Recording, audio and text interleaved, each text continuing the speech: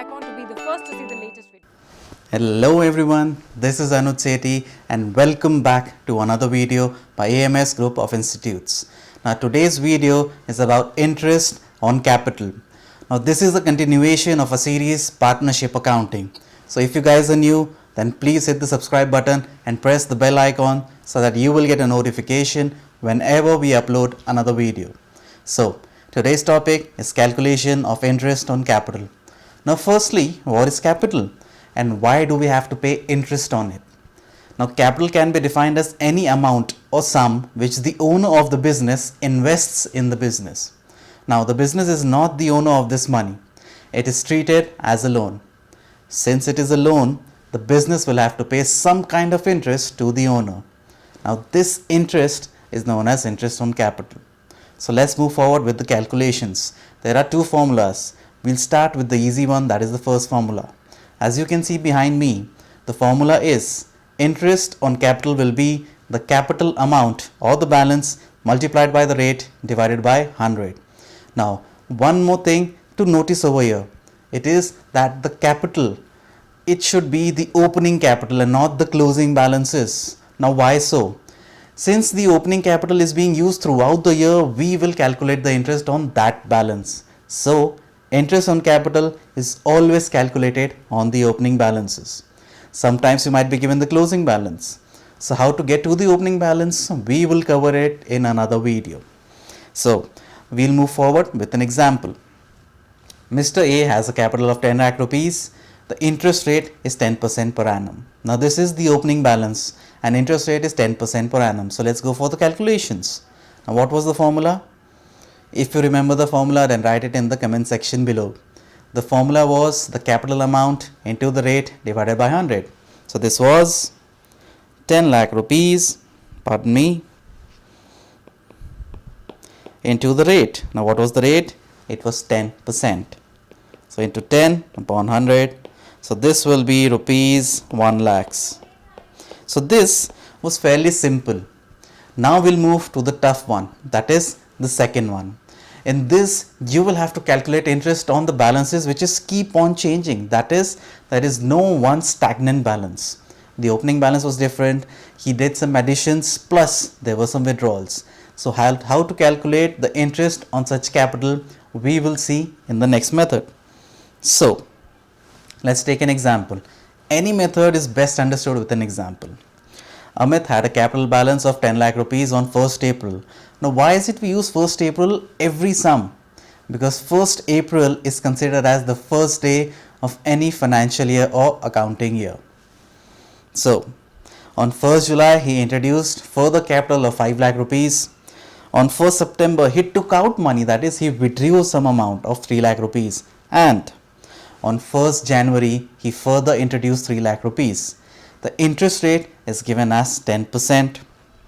Now we will have to calculate the interest on capital using the new formula. Now what is the formula? It is this: the capital amount multiplied by the time rate, the time period, into the rate by 100. Now what is the time period? The time period is the time for which the owner or the business had used this amount. So let's move forward with the calculations. The first one was 10 lakh rupees. Now this was on 1st April. So we will write the capital amount as 10 lakhs. Now what will be the time period? The time period will be from 1st of April to the first change in this balance. Now when was the first change? It was on 1st of July. So April, May and June. These are 3 months. So the time period will be 3 by 12. Now why by 12? I will explain later. Multiplied by the rate 10 by 100. Now let's get back to this 12. Why are we dividing the time period by 12? Because the interest rate was given as 10% per annum, that is for the whole year. We want to calculate the interest for just 3 months. So that is why we are multiplying or dividing the time period by 12, that is 3 by 12. So let's go for the answers. The zeros are cut, 4, and this will be 25. So this is 25,000 rupees. So The first interest on capital will be 25,000 rupees. Now we'll go for the second balance. He had introduced extra 5 lakh rupees on 1st of July. Here. And the next change is on 1st of September. Now why is this important? For the time period. So let's go. The balance will now be 15 lakh rupees. 15 lakhs. Now the time period is from 1st of July till 1st of September. September will not be included. So July, August, just 2 months. So this will be 2 by 12 multiplied by the rate divided by 100. So this will be 10 by 100. So firstly cancelling the zeros, this will be 6. Now we'll have to divide this by 6. So let's go for the calculations. 6 1. So 6 2s are 12. So this is 35. So this will be again rupees 25,000. Now in this case, this is just a coincidence that the interest for the first installment was same as that for the second one. It might not be so in your questions. So let's move forward. In the third one, he had withdrawn 3 lakh rupees on the 1st of September. So the balance will reduce to 12 lakh rupees. So let's get to it. So this will be 12 lakh rupees into the time period. Now what will be the time period? It will be 1st of September, that is the date on which he actually withdrew the amount till the next change. When was the next change? It was on 1st of January. So we'll calculate the months, that is September, October, November and December. We will not include 1st of Jan because then the rate or the amount was changed. So these are 4 months. Let's go for the calculations. So this will be 12 lakh rupees, the balance into 4 by 12 into the rate, that is 10%. So firstly the zeros. Then we'll cut this 3. This will be 4.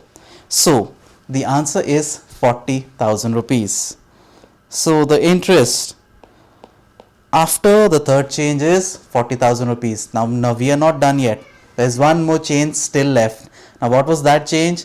On 1st of January, we introduced further 3 lakh rupees. So the balance will now again change to 15 lakhs.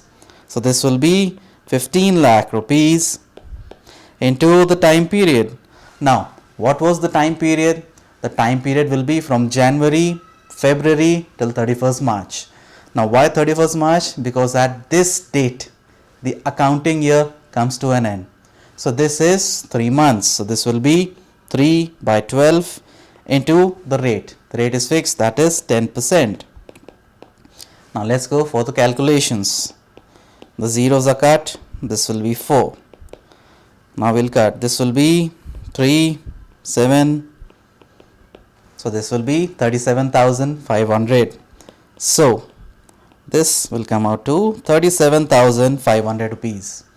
Now I have to caution you that the individual amounts are not your final answer.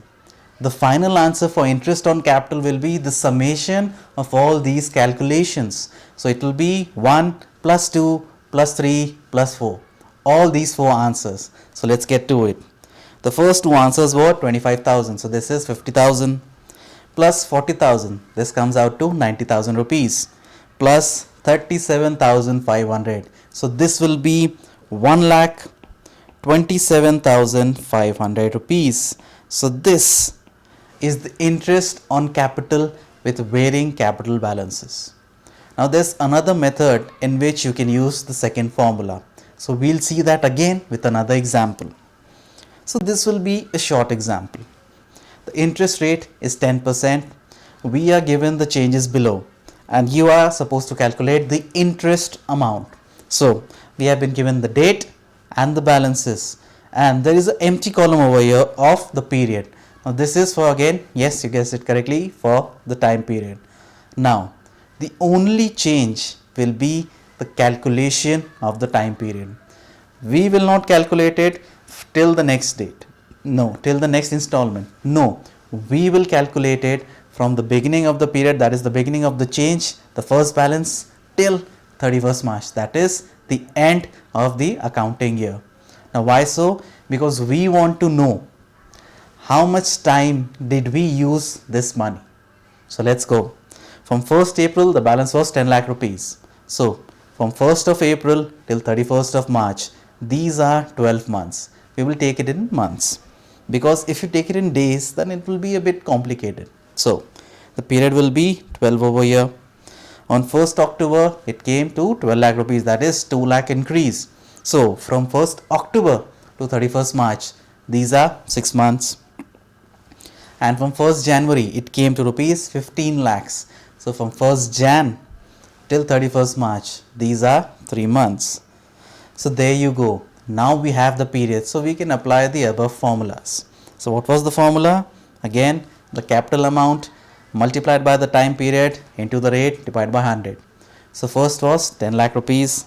So 10 lakh rupees into the time period. The time period we have calculated was 12 months. So it will be 12 by 12 into the rate, that is 10%. Now we can cut this and just the zeros. So what is the answer? It is 1 lakh rupees. So the interest for the first balance is 1 lakh rupees. Now we'll move to the second balance. That was 12 lakh rupees, which was used for 6 months. So the balance or the calculation will be 12 lakhs into the time period. Now we have used this for 6 months, so we will calculate the interest for 6 months. So this will be 6 by 12 into the rate, that is 10%. So firstly we'll deal with the zeros and then with this. So the answer is rupees 60,000. Now this is the answer for the second balance. We are not done yet. We have to calculate the balance, the answer for the third balance. The third balance was 15 lakh rupees and the time period was 3 months. So the calculation will be 15 lakhs, that is the balance, into the time period, that was 3 months. It is 3 by 12 into the rate, that is 10 by 100.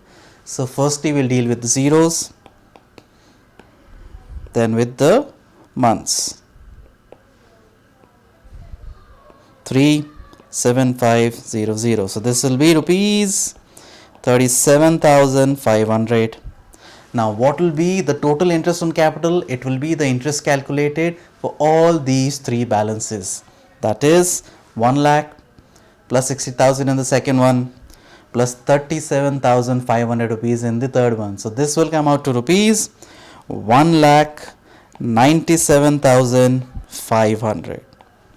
So this is how, guys, you calculate the interest on capital. Now if you find this video to be useful, then please share it with your peers. This is a free link.